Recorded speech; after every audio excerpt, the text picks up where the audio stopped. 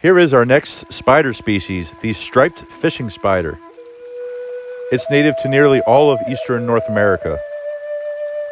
They are a fairly large species with females reaching over 6 centimeters. It can either be completely dark or have a white border.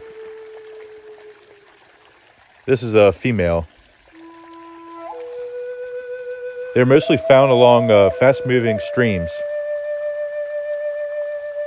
Their prey consists of insects and small fish.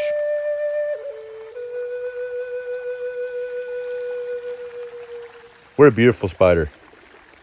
And they're fairly large for spiders found around here.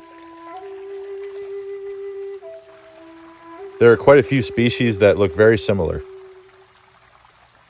that I hope I can find in the near future.